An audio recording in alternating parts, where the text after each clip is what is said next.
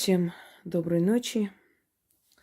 Итак, друзья мои, у меня, поскольку конец года и очень напряженный график, у меня немного обострился нервный тик. Так что если некое такое фырканье носом вы услышите, не обращайте внимания. Так бывает, когда интеллектуальный труд. И внизу нас храпит Зена. Надеюсь, этот храп вам не сильно мешает. Последние годы стараюсь ближе именно к Новому году и ближайшие 10-15 дней в начале года озвучить все, что я вижу, в надежде на то, что все-таки не присвоят мои предсказания, потому что это не просто творческая ревность, это нежелание, чтобы что-то меняли, переделали на свой лад, что-то добавили. Сами понимаете, это мое. Мое детище, это мне пришло, и я передаю миру. Понимаете, как-то бывает неприятно. Есть еще одно но, что много доброжелателей, а у сильных людей всегда было много доброжелателей, ждущих, чтобы этот человек споткнулся. И по истечению времени некоторые бесчестные, скажем, мягко говоря, существа, они берут вот эти украденные тексты у меня, выставляют и утверждают, что я у них взяла вот это все. Понимаете, вот поэтому я злюсь больше всего, потому что многие мои работы, выставленные в Одноклассниках и прочее, через много лет, когда я начала в Ютубе их показывать, потом издавала в книгах, начали искать их задним числом, чтобы доказать, что я взяла оттуда. Вот в чем обида и неприятное такое ощущение. Вот поэтому я последние годы просто начала снимать как бы буквально конец года и начало следующего года свои предсказания, но, как оказалось, даже это не спасло, все равно украли. Для того, чтобы не повторяться, хочу попросить, значит, тех, кто еще не знаком с моими работами, набрать предсказание 2023 «Ведьмина изба» и посмотреть год кого, почему его год, что ожидать в общих чертах от этого года. А потом я буду, естественно, рассказывать, как обычно делаю. Россия, страны СНГ, Америка, Европа, Евразия. Ну, это так, условно говоря. Одним словом, самые такие значимые события. Мне уже начали отправлять, что мои слова сказанные начали сбываться. Кстати, 28 числа начинается переход в год Люцифера. И еще раз прошу обязательно посмотреть первую часть в общих чертах, то есть предсказание 2023 «Ведьмина изба». Потому что внизу вот опять начинают, а почему именно его год, а это там написано другой год и так далее. Я заношу таких людей в черный список. Потому что если у человека нет воспитания и корректности дослушать, если он не считает нужно внимательно вникнуть и понять, что я говорю, с этим человеком не разговаривать не о чем. Я не хочу на таких людей тратить свое время. Когда я делаю предсказания перед каждым годом, я провожу определенный сеанс. Хочу вам объяснить, что вот все, что мне приходит, это не приходит в один день, вот прям раз, и все это пришло, я села, написала, сделала заметки и вам рассказал. Нет. Я обращаюсь к разным силам, и разные силы по-разному трактуют. Недавно написали, помните, когда Инга говорила, что вся эта мракобесие закончится нефтью, вопросом нефти. Мы тогда не поняли, при чем здесь нефть. А вот при том, видите, вот все это складывается так. Да, некоторые силы мироздания говорят четко. Вот в таком-то году будет вот так, этот народ вот так будет жить, эта страна с этой страной будет воевать и так далее. Некоторые силы говорят загадками.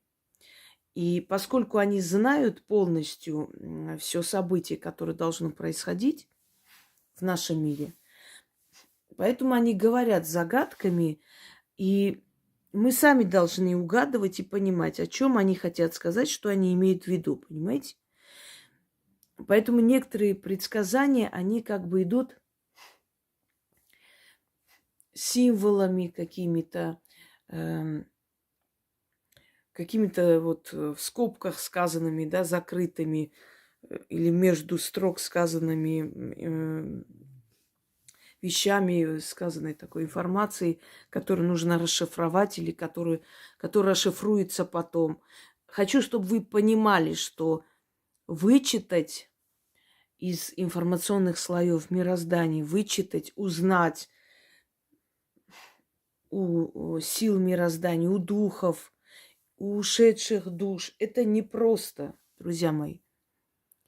Те, которые, ничего не понимают в этом, им кажется, что это как кино. Я включила, посмотрела, потом просто вам пересказываю. Это далеко не так. Они по-разному передают информацию. И на самом деле нужно иметь огромный опыт, колоссальный, чтобы суметь расшифровать правильно, и чтобы потом это все сбылось. Это большой риск.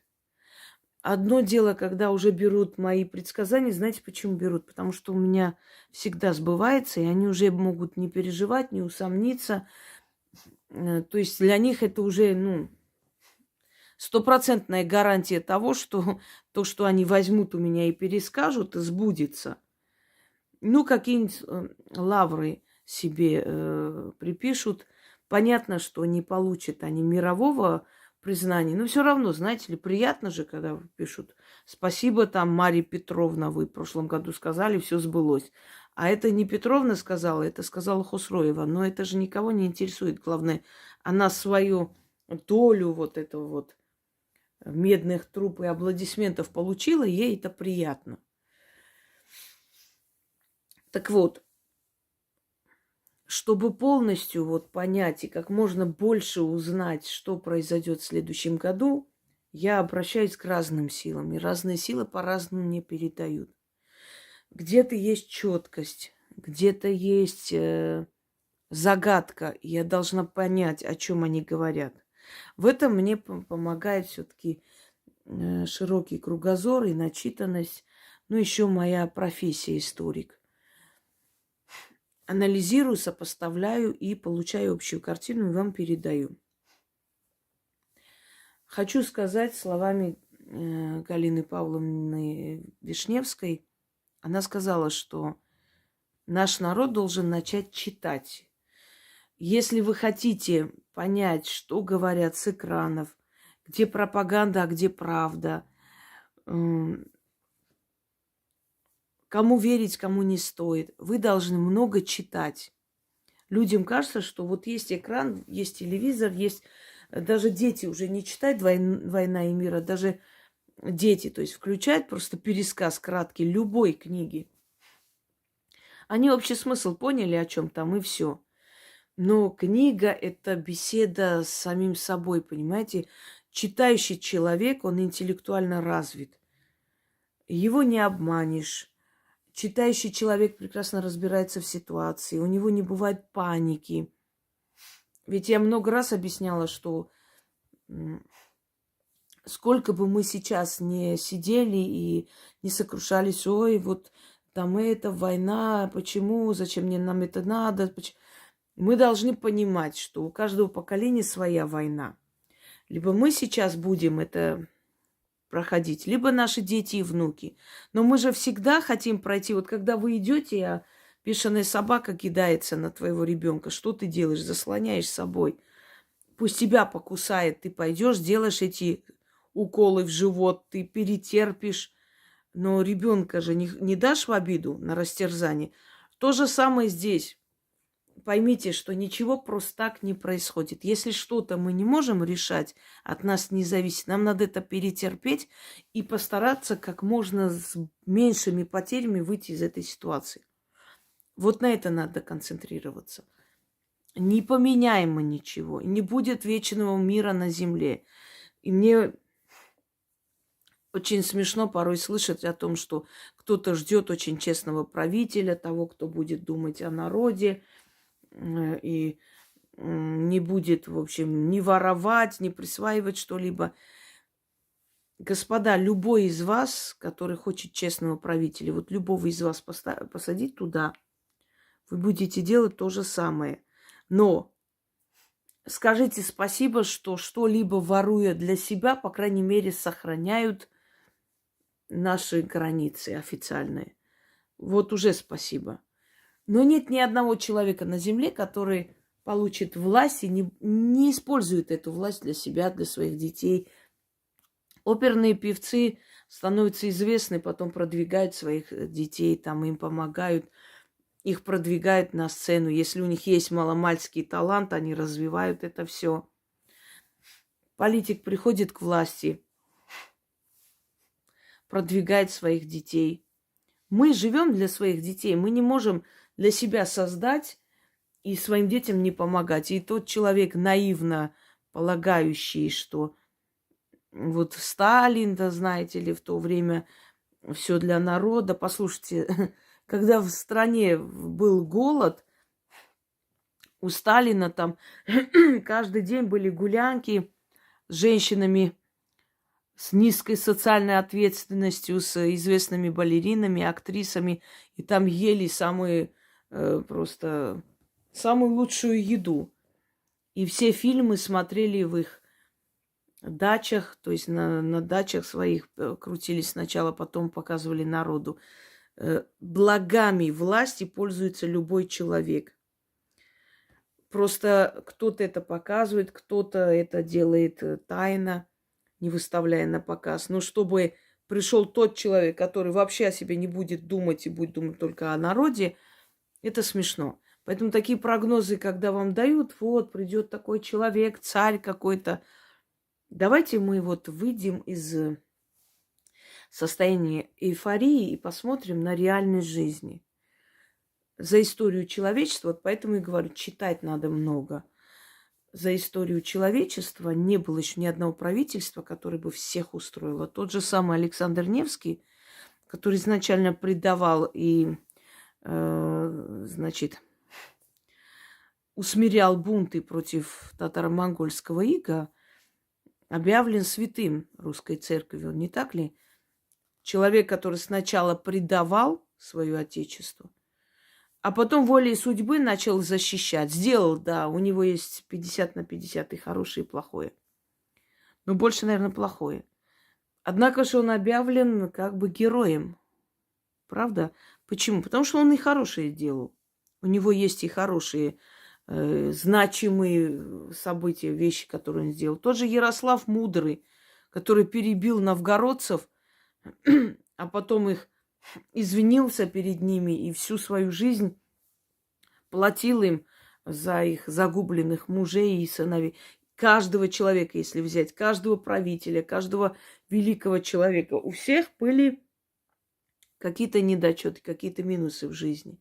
Но мы судим людей не по тому, знаете, как бы кого они любили, что они делали, кого обидели, а вот в общем и целом, как личность масштабная, что этот человек, что эта личность сделала в истории России. Вот перед вами масштабная личность. Она не состоялась как жена, она не состоялась как мать. Не далась ей эта роль. Но когда мы говорим о политике, да, как Екатерина Великая, все остальное отходит на второй план.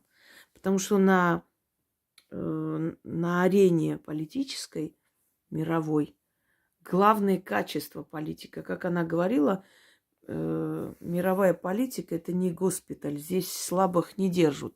Здесь слабых выносят вперед ногами, держатся только сильные.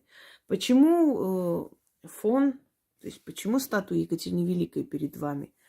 Потому что, по сути, то, что сейчас в России происходит, по большей части это ее политика. Это повторение ее политики. Это возвращение к ее времени. Что сделала эта женщина? Ну, по сути, уничтожила Речь Посполитая и Запорожскую сечь. Присоединила эти земли. Она вернула Крым. Дальше перечислим. Без ее ведома не стреляла ни одна пушка в Европе. Если вы откроете и посмотрите, то есть изучите внешнюю политику Екатерины Великой, да даже внутреннюю где-то, но больше внешнюю, вы увидите наше время.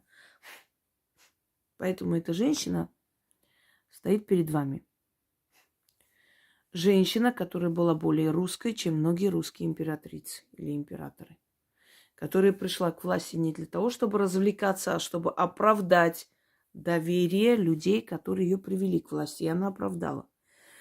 И вот ее не зря прозвали Матерь Отечества. Я когда-нибудь о ней по-своему скажу, то есть поведаю свой рассказ. Просто она настолько масштабная личность, что, не хочется так поверхностно. Я бы хотела ее представить как человека живого, не символ власти, а именно как человека Екатерину. Но это придет время. Начнем с того, что будет в России. Наверное, так вперемешку. Сначала плохое, потом хорошее, плохое с хорошим, хорошее с плохим. Я рассказываю, но, честно, последние годы говорю, предупреждаю, и разумные, естественно, слышат, и вооружаются, и понимают, как надо делать. Знаниями вооружаются, чтобы так на всякий случай. Но у меня такое ощущение, что, знаете, начинаю чувствовать себя как Пушкин. Сеятель, да, пустынный. Понимаете? Начинаешь понимать, что люди, они настолько стали примитивные, к сожалению, что им мало интересна именно глубокая информация. Им легче то, что присвоит быстро мозг. Их мозг, их уровень.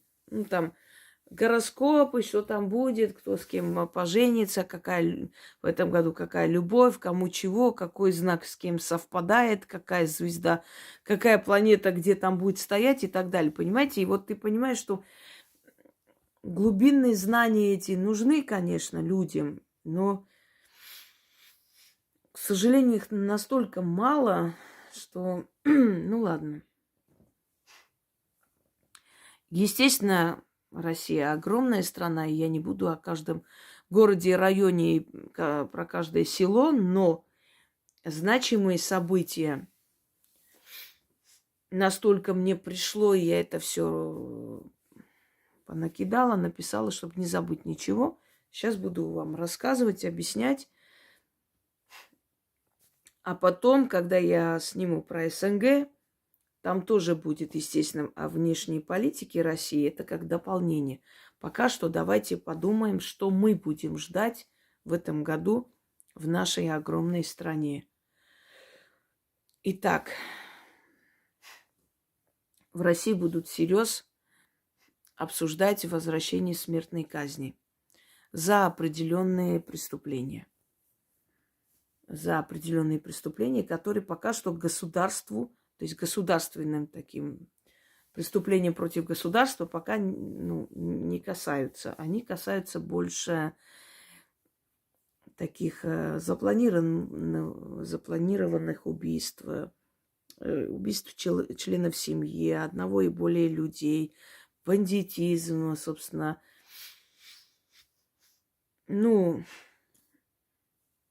серийные убийства и прочее. То есть пока что такие тяжкие статьи и всерьез будут обсуждать о снятии моратория со смертной казни. Пока не примут, но обсуждения будут, и будут социальные опросы проводить, вот что, как, каким образом. Одним словом, вот это первое. Будет более строгие меры будут приниматься по поводу людей, которые намеренно запускают неправильную информацию. Запретят издание вот таких вот непонятных книг, в которых якобы другой взгляд на историю России. А на самом деле подпольно это все как бы принижает и еще больше, собственно говоря, пытается увести народ подальше. Запрет сект, он уже есть, но определенные секты как бы считались такими, ну, западные направления христианства. Запрет, закрытие их, вот этих церквей, там, малых, больших, вот этих проповедников. Скандалы в РПЦ. Скандалы очень значимые и значительные, связанные со священниками, с присвоением гуманитарной помощи, военной помощи, денег, отправленные семьям погибших и раненых. От священников это все пойдет, и будет очень скандальное, грандиозное разбирательство, просто вплоть до суда. Будут, значит, разбирательства с судьями. Вот в этом году многие судьи сядут за махинации, за какие-то, ну, в общем, темные дела, за отнимание у людей имущества и прочее. Сговор с черными риэлторами и так далее. И даже название такое получится: дело судей, дело врачей. Вот как в сталинское время дело врачей еще начнется. Об этом чуть позже скажу. Далее. Развитие деревни. Давайте, наверное, по порядку, чтобы... Арест известных личностей, которые сотрудничали, сами понимаете, с кем. Раскрытие их счетов.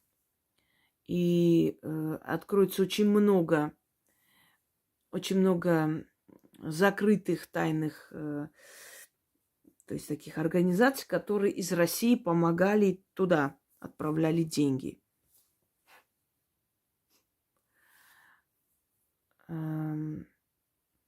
Аресты военных и начальство МВД.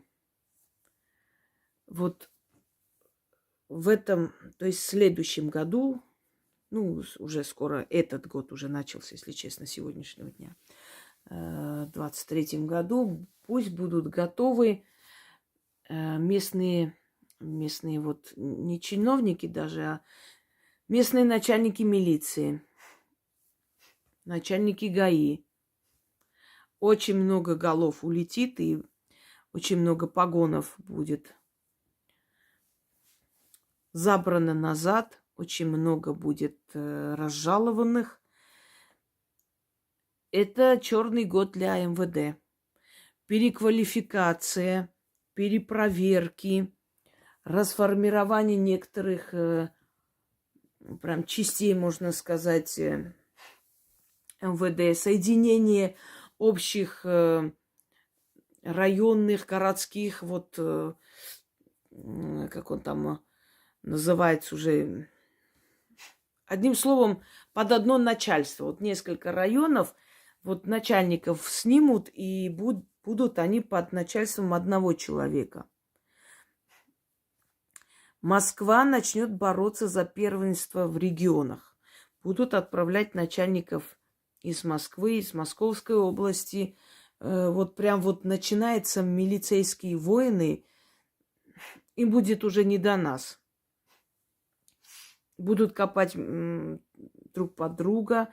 Начинается вот прям зачистка капитальная МВД. И если кто-нибудь работает в МВД, вот как только вам начнут говорить, что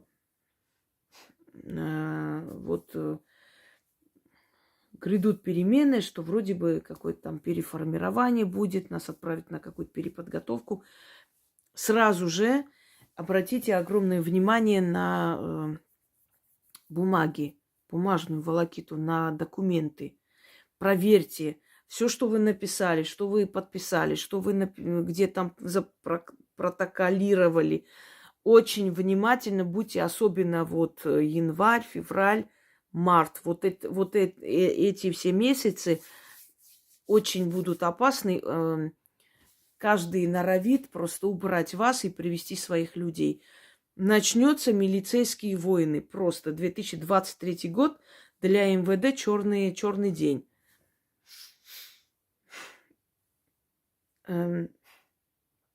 Очень много будет выявлено. Это делается специально сейчас, потому что среди МВДшников выявляются много людей, которые хотели организовать какой-то мятеж, какие-то там бывшие сотрудники, которые хотели... Одним словом, вот времена Андропова и Шолокова, когда ФСБ сейчас ФСБ, когда КГБ и МВД между собой соперничали и, собственно говоря, уничтожали друг друга. Вот то же самое. Сейчас ФСБ и МВД. У них начнутся очень между собой прям вот разборки. И многих ФСБшников будут тайно внедрять в эти полки полиции разных городов, это ведь крупные. И еще раз говорю, те, кто работает в МВД, мой вам совет. Не болтайте лишнего. Если у вас появятся новые сотрудники или кто-то еще, и начнут, вот знаете, как там в тот день там говорят, кого-то там избили в обезьяннике, ты там что-нибудь слышала об этом и так далее. Будьте осторожны с этими людьми. Это внедренные в ваши ряды ФСБшники. Что-то назревает. Они что-то узнали. ФСБ, он сам по себе, держит государственный строй. МВД – это исполнители, ФСБ – это верхняя контора. И невзирая на то, что говорят, что каждый делает свое дело, между ними есть это соперничество. И они всегда пытаются принизить друг друга и работу друг друга, как могут. Последние лет 20 вроде бы такое затишье пошло, как-то не мешают друг другу. Но сейчас из ФСБ узнали, то есть поняли, что в рядах полиции есть люди, которые готовили какие-то перевороты, какие-то вот смуты, бунты и так далее, понимаете? И они сейчас будут просто проводить колоссальную чистку. И милиция наша, миллионы людей лишатся работы. Это не коснется только следователей. Это немного коснется ГАИ, не сильно. Сейчас их ГАИ вообще не интересуется своими взятками. И вообще им не интересно сейчас ГАИ. Они будут браться именно вот за эти вот региональные управления МВД, и они хотят внедрить своих людей, чтобы управляли МВД, управляли ФСБшники. Но вот это начнутся войны. Вплоть до убийств. Но убийств не настолько много, как было когда-то. Но, собственно говоря, готовьтесь. Вы сами будете смотреть, каждый день будете смотреть. Вот там начальника ГАИ такого-то района арестовали, там золотые унитазы посмотрели, увидели, он занимался этим-то и тем. Как будто до этого они не знали, чем он занимался. Все они прекрасно просто, знаете, есть такой момент, как Задорнов говорил, не поделился, ну и все. А выпустили, поделился. Так вот. Потом больше акцент Поволжье, Алтай, Приморский край и, наверное, вот где у нас в основном Карелия. Карелия, вот да, и Карелия, и Коми, наверное, вот эти места, где в основном милицейская власть, потому что там зоны, там в основном все это вот как бы построено, каждый второй работает либо на зоне, либо сидит в этой зоне, один из двух. Предупреждаю просто сотрудников МВД, работников, знайте и будьте очень осторожны. Очень кропотливо следите за своими бумагами, что вы заполняете, что вы делаете. Потому что когда придут и начнется эта чистка, вот те, которые вот маломальски будут заподозрены в чем-то, будет, как бы сказать, повод их... Арестов особо нет, аресты больше начальников, но вы можете остаться без работы. Я понимаю ваш восторг сейчас. Вот милиция пусть получает, им там так и надо. Друзья мои, как вам сказать? В милиции есть, конечно, очень много и бесполезных элементов, но есть люди, которые, ну, просто вот менты от мозга костей. Ну, вот прям династические люди работают там. И, ну, давайте представим действительно совсем без милиции. Тоже не очень, правда? Это на улице просто тебя изнасилуют, потом догонят и еще раз. Потому что милиции же нету, все можно. Худо-бедно они есть, но это власть, собственно говоря. Начнем дальше. Небесные явления. Огромное количество небесных явлений, не только небесных. Во-первых, замерзающие города. Но мы привыкли к замерзающим городам. Нам есть чем топить себя.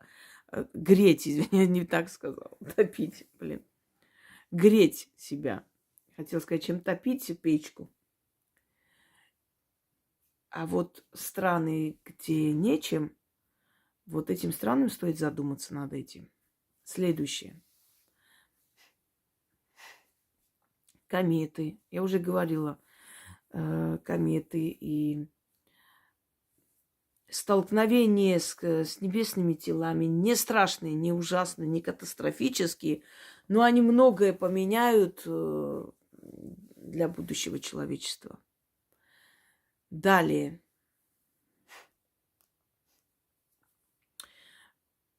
Вот прям явления такие, знаете, будет очень много сброса информации в интернет, и 80% из этой информации это будет правда. Звуки какие-то неземные, нереальные, какие-то вне понимания человеческого, какой-то гул, звуки такие, исходящие из ниоткуда, как будто бездна открылась, а она откроется, бездна.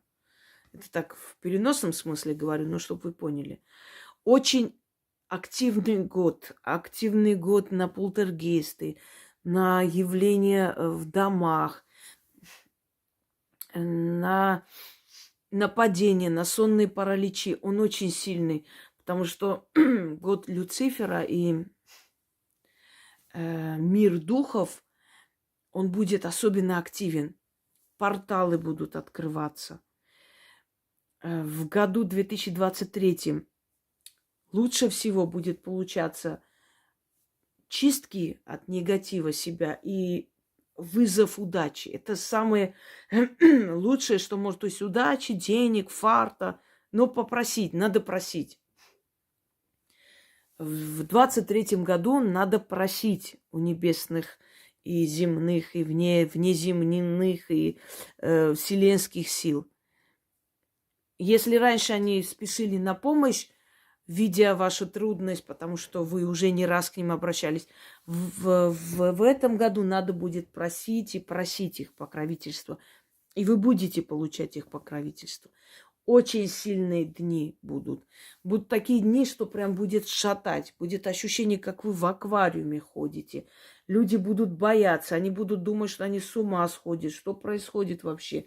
какие-то магнитные поля откроются, какие-то свечения будут возле селения, люди будут это снимать. Огромное количество видений. Цивилизация начинает меняться. Начинается новая эра. Вот вступление эры Водолея уже по полной программе идет. Уже начало эры Водолея. Хочу вам сказать, что Россия, она создалась в эру Водолея. Понимаете, эра Водолея еще находилась в самом пике, когда Россия создалась. А потом пришла эра, то есть рыбы вошли в полностью свои владения. Но вот именно эра Водолея, неправильно сказала, не Россия, а славянский этнос был создан в эру Водолея. То есть это не сравнивайте с тем, когда государственно, на уровне государственном было объявлено о Руси, о создании русского государства, потом российского. Нет, именно рождение этих народов, этих племен, которые потом соединились. Что такое народ и нация? Это родственные племена, которые соединяются, родственные по этносу, то есть разговорные речи и прочее. Они соединяются, собственно говоря, и создают нацию из разных племен. Да? Древляне, славяне, значит, кто у нас там, очень много, сейчас не буду. Потом этнос Поволжья, потом Дикая степь, потом и кипчатки, и хазарский этнос. Это не так сильно повлияло, поскольку все-таки славянские черты сохранены. Это значит, что генетика осталась. Потом очень много будет рождаться блондинов. Вот у многих народов, даже у народов Закавказья, Северного Кавказа, светлые дети. Ген светлости начинает возвращаться. Голубоглазые дети, синеглазые дети. Ген светлости. Высокие начнут становиться люди. Люди начнут становиться высокие, и голова будет больше. То есть постепенно голова человека станет больше. Это не значит, что мы будем головастиками. Нет. Но намного больше. Вот лет 100-120 назад профиль был примерно такой. Возвращаемся туда. И этот ген светлости еще продержится лет 20. Начнут у темных родителей рождаться светлые дети. Дальше. Умеренная политика. Умеренная политика, политика выжидания, политика, изнуряющая силы вне наших границ. Опоясывание нашей границы войсками. Вот опоясывание войсками. Просто вижу, как ободок вокруг России. Белоруссия, значит, дальше идет со стороны Латвии, Литвы. Вот опоясывание вокруг России. Как это будет происходить? Может быть, войска будут стоять по всему периметру. Может быть, что-то построят по всему периметру. Но вот это видно, что как опоясывание. Дальше. Мистика. Это год мистики. Я не очень люблю слово мистика. Мистика вообще в природе не существует. Все, что мы не можем объяснить, мы называем мистикой, аномалией. На самом деле нету ни мистики, ни аномалии. Все это возможно объяснить, все это имеет свое объяснение.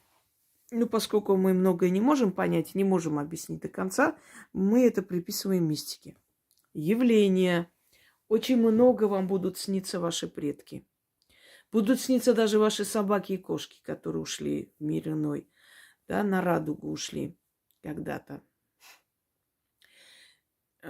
Можете слышать голоса. Вас могут позвать. Будете получать много подсказок из мира мертвых. Много защиты своего рода. Год возвращения в язычество. очень много начнется и ансамблей, поющих этнические песни. Начнут продавать инструменты, русские народные, инструменты народов Севера, инструменты народов Якутии и так далее.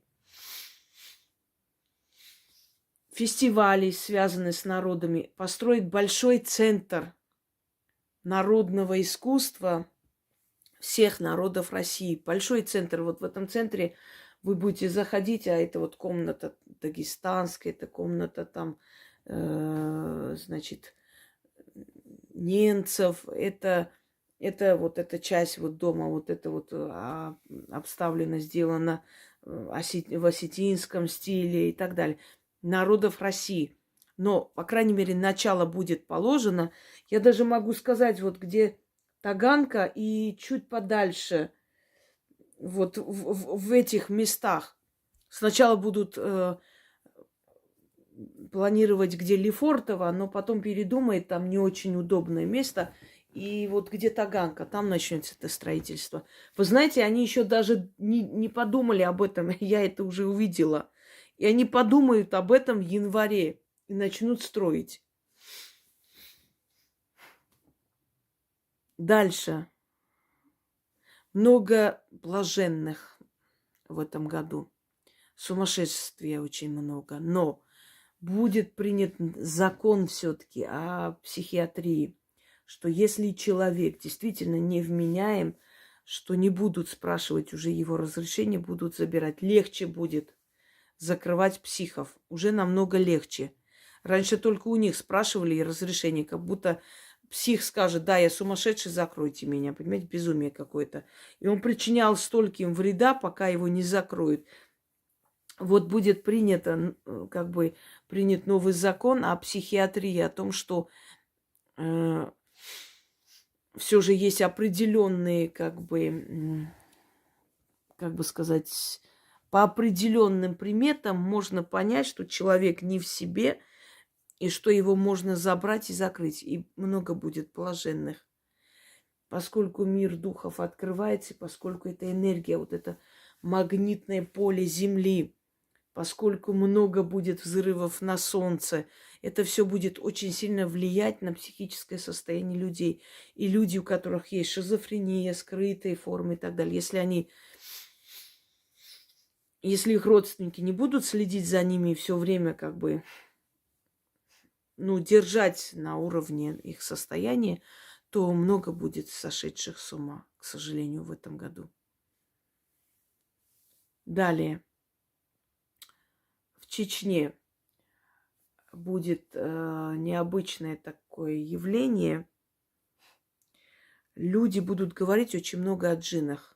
Они даже увидят какое-то место, скажут, что в этом месте когда-то люди видели, то ли находилось там их жилище. Вот что-то такое, какая-то древняя легенда о джиннах всплывет, рассказ древний, и начнется какой-то страх, какие-то явления в этих селениях, пожары из ниоткуда возникшие. Вот следите за новостями. Вот оно пришло почему-то, и я вам говорю, что это будет, собственно говоря. А почему и как, не мне решать. Это Вселенная дает этот знак, и вот будет, значит, с этим что-то связано.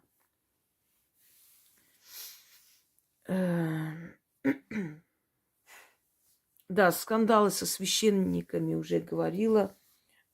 Всякие там дела, педофилии, о каких-то там скрытых таких вещах. В монастыре умрет женщина, начнется расследование и жестокое обращение, там выплывет очень много чего. Очень много. И это не очень хороший год и для РПЦ, собственно. И у наших соседей там будут вообще закрывать храмы, потому что они православные, они имеют что-то общее с русскими. Там вообще будет война со священниками. Их просто будут, можно сказать, бить и выгонять из приходов. Вот до такой степени это дойдет. Уже доходит, но вот в году, ну, в следующем уже скоро грянет, это будет. Аресты врачей за выявление, за то, что они... Вот они же эти годы хорошо жирели, всем приписывая эту фигню, не буду называть. Приписывали эту фигню и тем самым получали больше денег. Поэтому всем подряд, умер, живой, всем это писали. И за какой-то особый риск получали надбавку к зарплате. Они хорошо разжирели. А вот сейчас будут разоблачения. Сядут и врачи тоже, и главврачи сядут. И за неоказание помощи, и откроются дела, что вот не принимали, ребенка привезли там с пулевыми ранениями, не приняли. Почему, по какому праву, не имели на это права и так далее.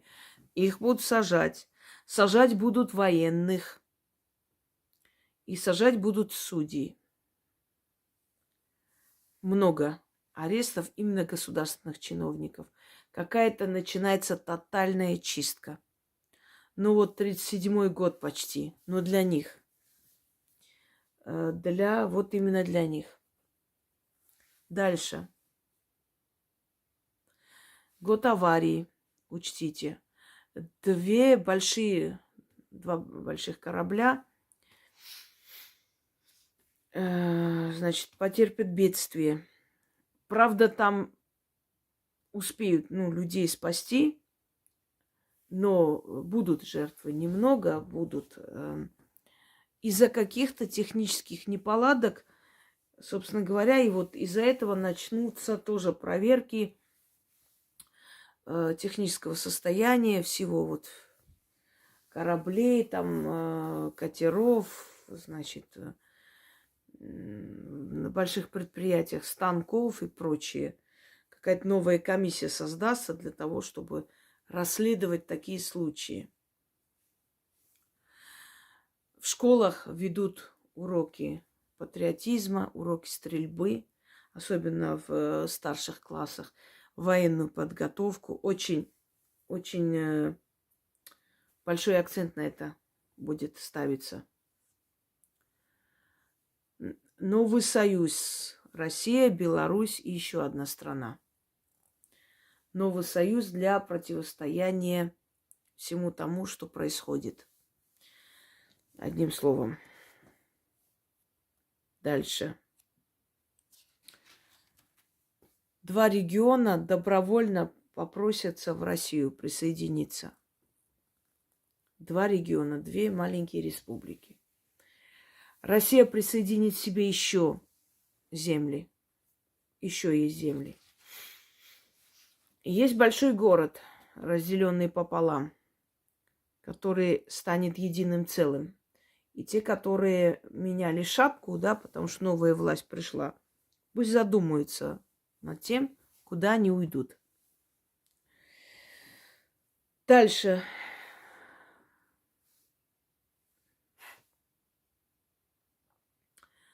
Закон о кремации. Вынуждать не будут, но будут рекомендовать кремировать людей, ибо уже мест нет для захоронений. Будет, значит, скандальная история, когда начнут на могилах ушедших, да, сверху хоронить людей, на тех могилах, где больше 15 лет никто не заявлялся, никто не приходил, не ухаживал. Считается, что эти могилы уже заброшены, и можно их места продать. И вот разродится скандал. Довольно такой скандал, и не раз, и не два в разных регионах. С этими ритуальными услугами будет скандал. Вплоть до того, что просто вот мертвых будут выкапывать обратно, и это будет заканчиваться судами. Вот конкуренция, нападение друг на друга. Почему-то ритуальные услуги в этом году будут усиливаться. Ну, то есть это эта сфера станет востребованной, к сожалению. Значит, военный городок будут строить возле Москвы, Подмосковье. После того, как построят этот военный городок, потом во всех, ну, не во всех, конечно, во многих регионах России начнут строить то же самое. Начало лечения онкологии. Это начало победы над онкологией. Не окончательный, но этот год даст толчок победы над онкологией, по крайней мере, в начальных стадиях. Откроется не новый центр, но в центрах, онкоцентрах откроются какие-то новые отделы, что ли, с более таким современным оборудованием. В Якутии будут сажать глав чиновников. Я сейчас буду по регионам говорить самые значимые события. Их очень много, поэтому я буду говорить просто самые значимые события, а потом вернемся назад снова, как бы так. Пермь. Будьте осторожны, в Перми сезон пожаров. Сгорит очень значимый музей и библиотека. Просто знайте, к сожалению, вот в Перми почему-то вот сезон пожаров-то. Где-то и специальное вредительство, но это раз. А Архангельская область. Значит, возрождение каких-то ремесел, которые были при Петре Первом, возрождение этих ремесел, но в более современном понимании этого всего. Новый центр и новый университет, который будет готовить профессионалов в разной сферы. Большой, причем университет, начало вот этого всего открытия. И новый человек придет. Может, губернатор новый, может, зам губернатора. Не могу сказать точно, но значимая фигура, которая начнет поднимать экономику. Дальше.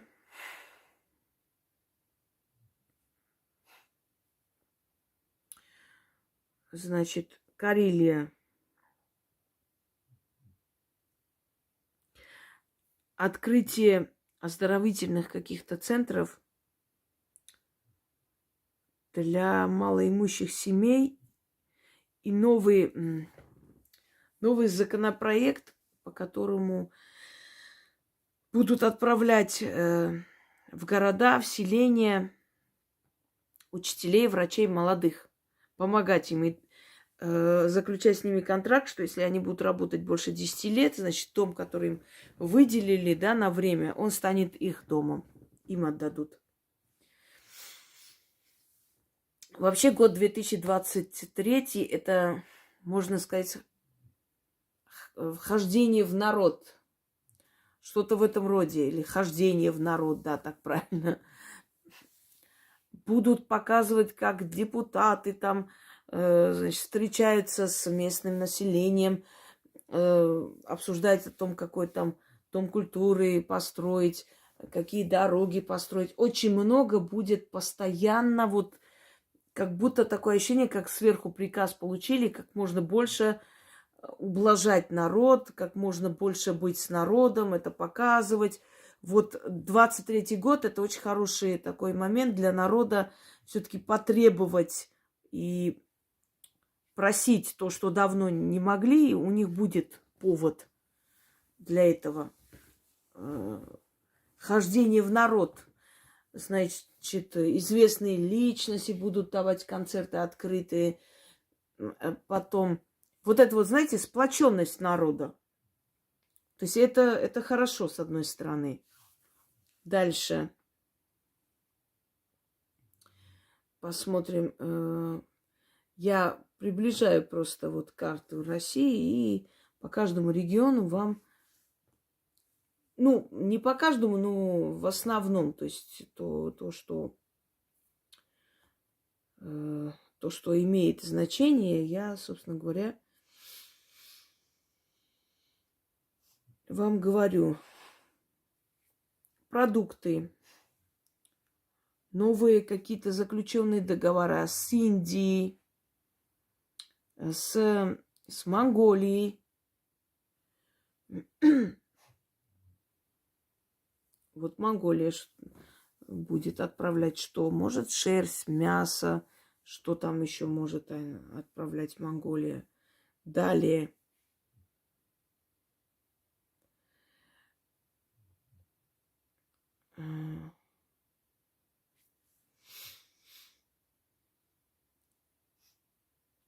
Будут поощрять молодежь, отправлять в северные города, в Сибирь.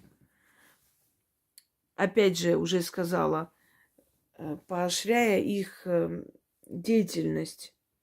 Врачи, учителя, значит, кто там еще?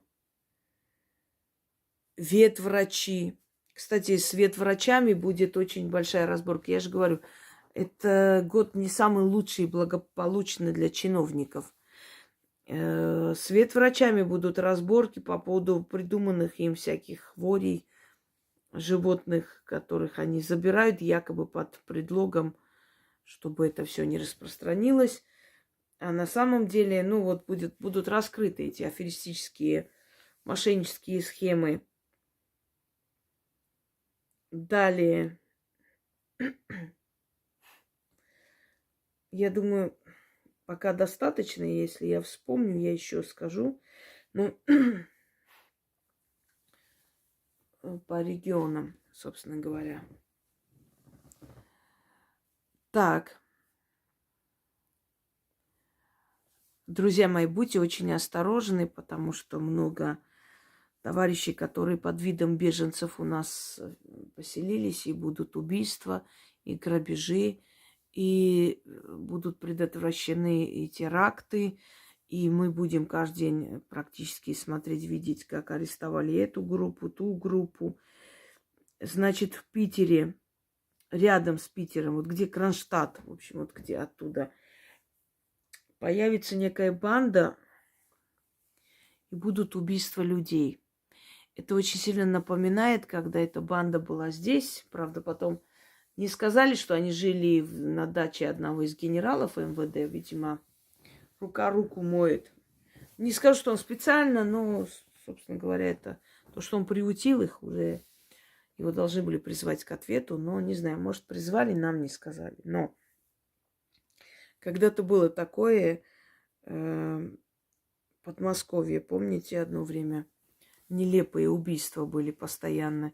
Шипы эти стягивали, и у людей, значит, лопались покрышки, они не могли далеко уехать, и вот просто подходили и стреляли, и там убивали все.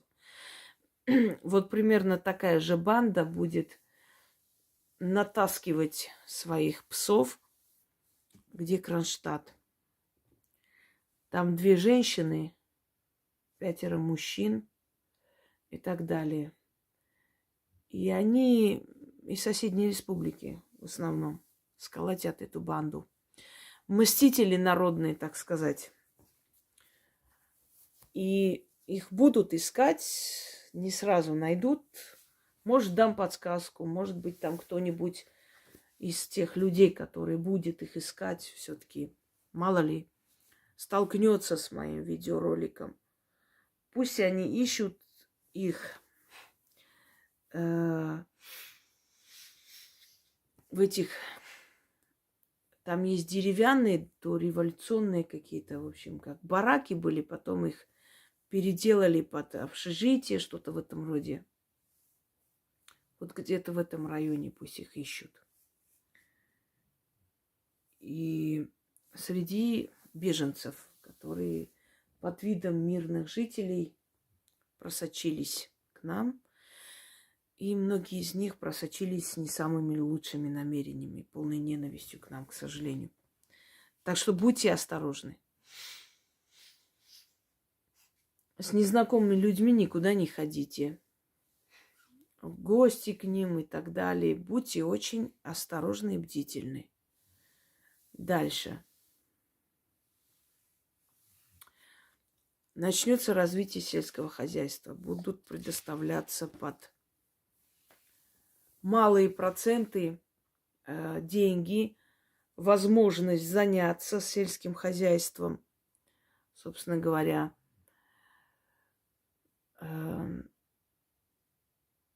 под малые проценты. То есть вот эти заброшенные селения, которых уже никто не живет, будут поощряться просто вот как бы, что если вы будете в этом селе жить больше 10 лет, то выйдет какой-то законопроект, по которому, если земля не востребована никем, то она может быть потом вашей. Хотят возродить село. Хотят возродить, хотят поднять село, и это им нужно тоже. Дальше.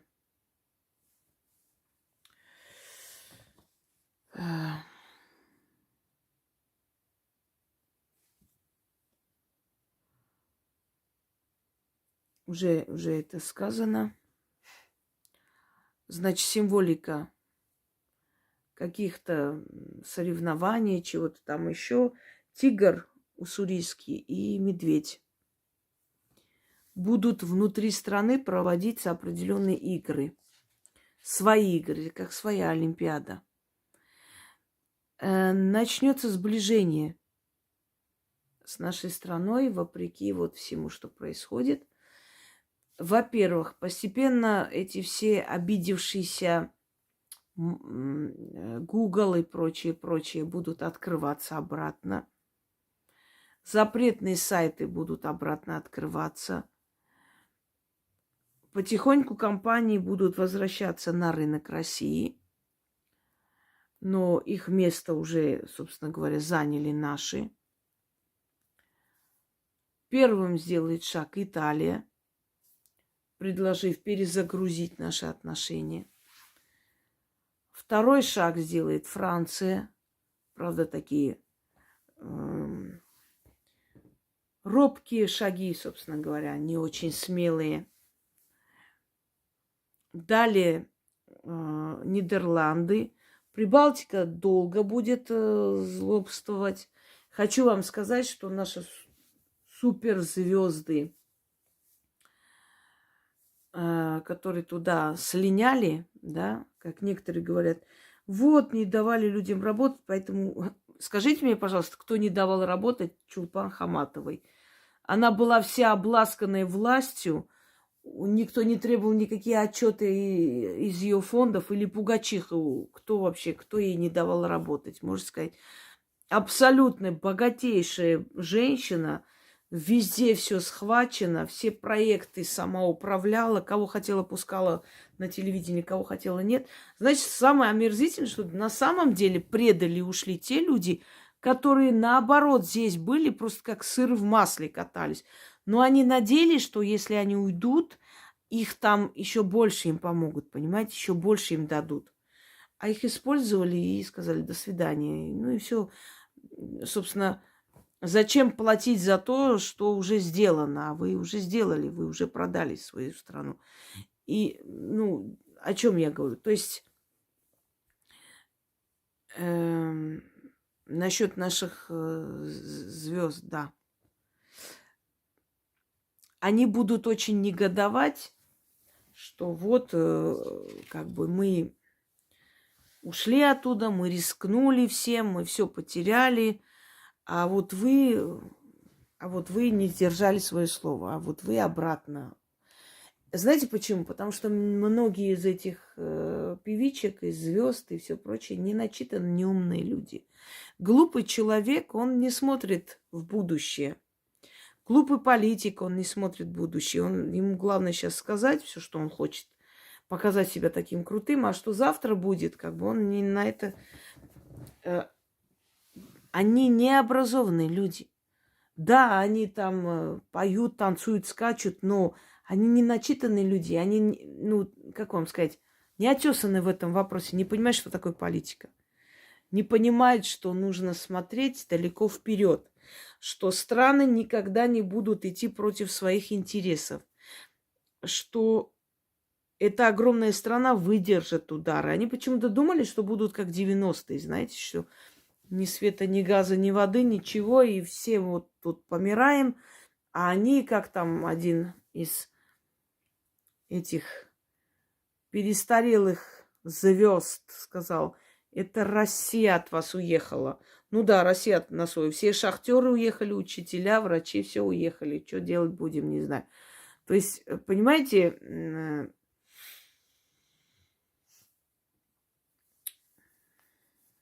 они надеялись на другое, получили совсем иное. И будут возмущенные, значит, комментарии по поводу того, что их предали, что их подставили.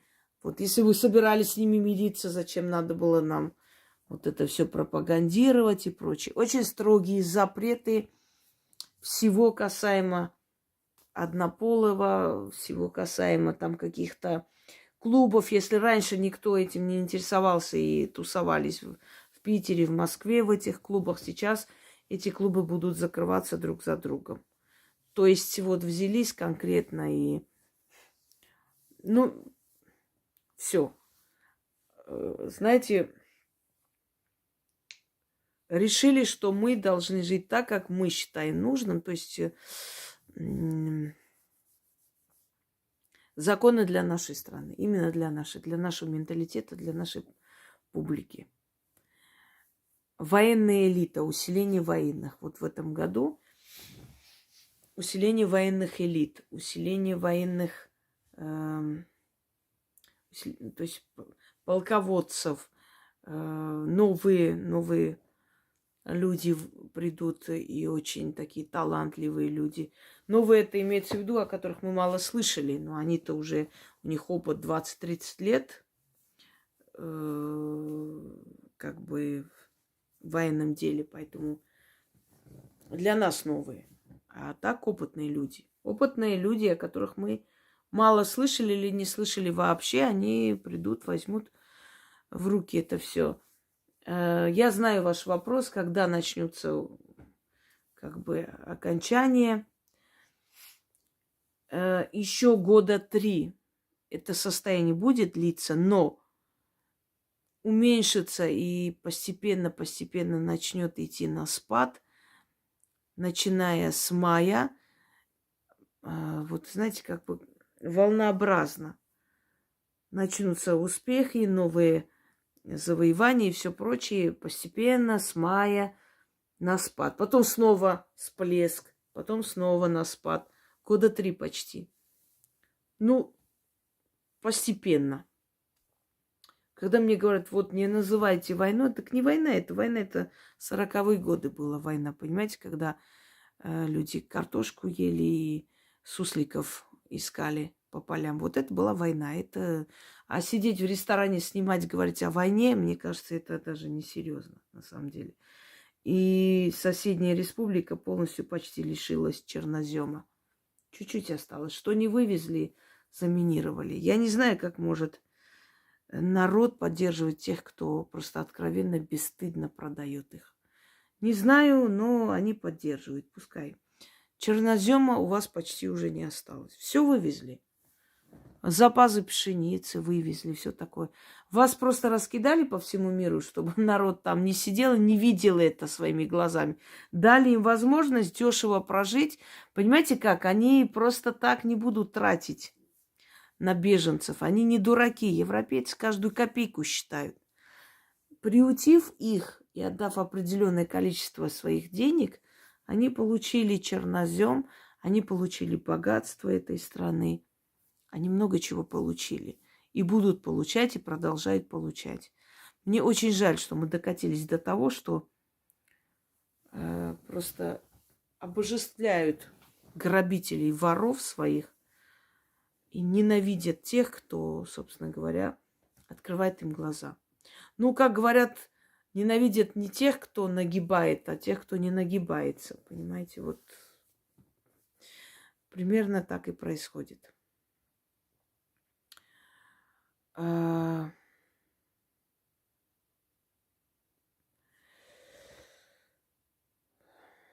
Так.